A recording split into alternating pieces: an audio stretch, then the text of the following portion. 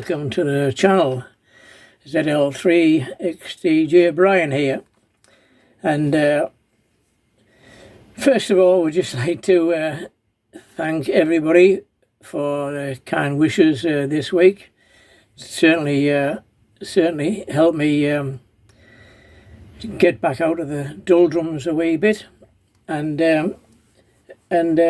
try and make a wee little video, just general video, no real antennas or anything to show you, but I've had a bit of time just to sit and think this week, and mainly about this wonderful hobby that we've got, and all it encapsulates and everything that's in it. You know, when I'm sat in front of the radio here, and it's turned off, and I'm just looking at the logbook, and all these various things come to mind about what a great hobby this really is. You know, and the amount of things we can do within the hobby, it seems never ending, you know, from all the different modes, different bands, and you know, radio clubs and nets, and there's just so much to there for us to use and enjoy, compared to maybe compared to a lot of other hobbies that people have. But it's a hobby that a lot of us have chosen, and a hobby that a lot of us have spent a lot of time getting into, learning the hobby, getting the license, so forth. But still actually restricting ourselves from using all of the hobby, and I'm guilty of this myself. My early years, I was on CW all the time for year after year after year, and I thoroughly enjoyed it. And but it was only when I was given a multiband transceiver with 100 watts that I started to creep up and have a look at sideband, and I was really surprised how many call signs I'd never heard before. And then I started to realise that, yes, there is a lot of people on CW who don't use sideband at all, or don't use FT8 and slow scan and all the other. And I was quite surprised, scanning across sideband, how many people and call signs I've never ever heard before in all the years I've been on the radio. And so I started to plug the microphone in now and again and meet new friends and new people, and even, you know, special event call signs on sideband I'd never heard on CW before. And I know that you know, there's a lot of people, apart from ham radio as a hobby, they have a lot of other hobbies as well. You know, I know people that do paragliding and sailing, and even learning new languages, which I would think would be nearly impossible, but people have achieved all that. And as we have with radio amateur license, we've achieved that license, and it seems a shame not to use all of the license when we spent so much time. So as I say, yeah, it sort of made me realise all them years on CW, I was missing out a lot that was on sideband as well. And just here recently, just being at SWL and listening across the bands, I thought the other way around as well. I started to think the other way around. There probably is a lot of amateur radio operators that have only ever been on sideband and never listened or never learnt CW, never gone down that end of any of the bands. You know, the lower portion of all the bands have got CW. There'll be a lot of sideband operators who, as I was in CW, been on sideband for years, and they would be quite surprised how many people down on CW never ever go up onto sideband. And I find it a bit fascinating that as I say, a lot of people with other hobbies have spent a lot of time learning different skills, and even even within our hobby, on sideband, for instance, there's a lot of radio amateur operators who have very, very sophisticated shacks and setups and radios and antennas and all these things, So obviously quite educated and quite well, well sort of knowing what they're doing in sideband circles. So I don't see any reason why a lot of people can't learn Morse code and extend their skill set from sideband to actually listening and using the CW portions of all the bands and meeting new people who would never go on sideband.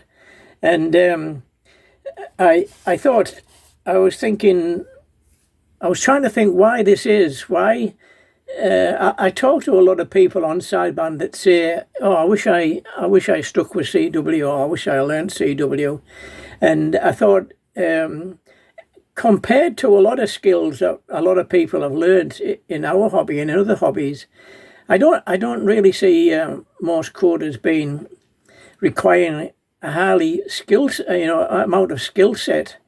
It's only so many letters and so many numbers. It's only dots and dashes. It's not. I was trying to think of that. Is it the Enigma situation that went on, which was quite complicated during the war and things like that. I thought CW is fairly straightforward, and I think when I learned Morse code, I think that the main things I required was really not a lot of brain power, just patience and practice.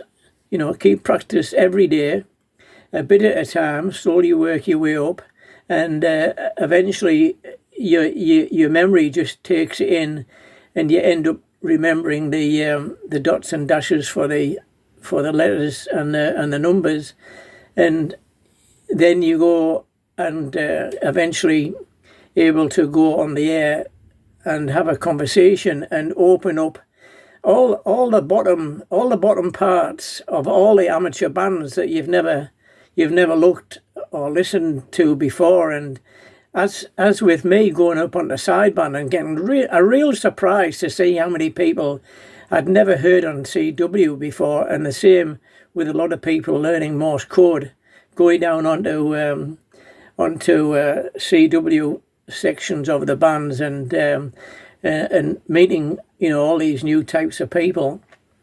So maybe it's something to think about. It's honestly, it's not that difficult. When you break it down, it's only so many letters and so many numbers that you've just got to practice listening to and remember. Yes, of course it takes time, and sometimes yes, it's difficult. Who said everything in life was going to be easy?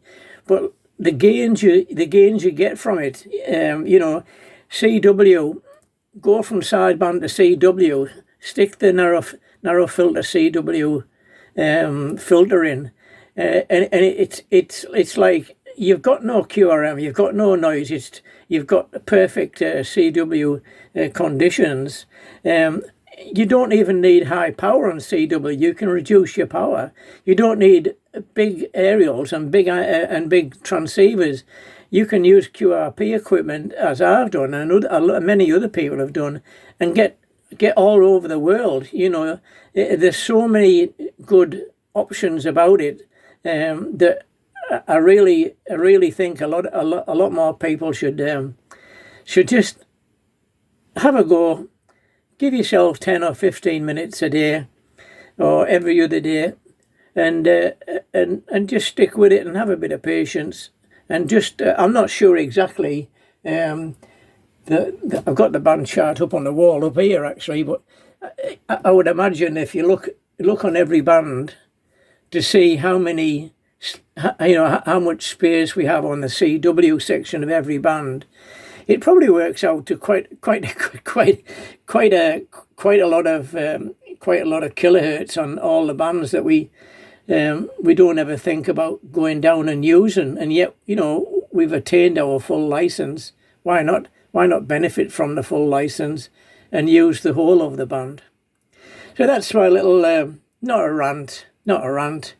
I just think, you know, we've got this fantastic hobby. Why not use all of the band? Why not go down the bottom and you know, CW filters in, no noise, hear signals coming through. You know, I quite often work people using 5 watts, and it hasn't been a problem, especially on the high bands where it's easier to get around the world.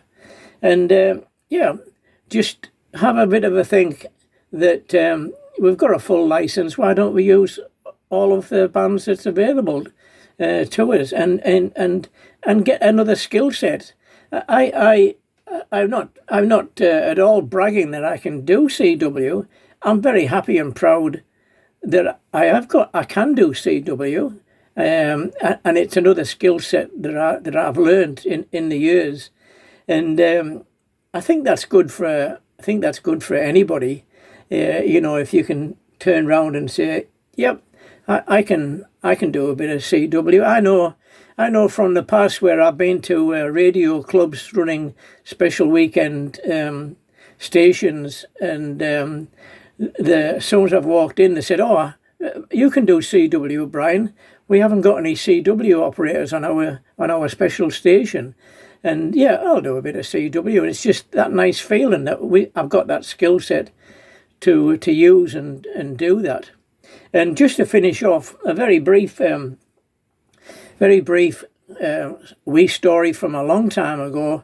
When I was in England, I went to one of these country fairs with a friend of mine, and I think at the time it was the army. The army were doing some demonstration tents there, and in one of the tents they had a radio room set up, and on one table they had a radio with a microphone, and next to it was a box of sweets, and there was a label said, if you can operate, just read off the card. And basically it just said, this is Foxtrot 1 to Foxtrot 2, over and out, and things like that. If you could read that, you would get a lolly. And it was just to get people interested in radio and so forth. And my friend came along, and he said to me, he said, "Brian, you come along here and have a look at, there's another one here." And it was a box of beer with a Morse key on top of it. And my mate was laughing. And I said, what's the story? And he said, it says here, if you can send 2 or 3 words which are on the card, you get a free box of beer. So we were both laughing at the end of that day. And it was quite a strange and funny tale that from my hobby, you know, I could go and send Morse code and get a box of beer for it. I'm not sure if I went back the day after it would work again, but it was good to have that wee skill set on the day. It saved us going to the pub. All the best, and enjoy the hobby. Get the best out of it you can, and we'll look forward to getting on the air soon and talking to you all again. 73s from Brian, ZL3XDJ, feeling a lot better. Thanks to all you people. Bye-bye for now. Bye.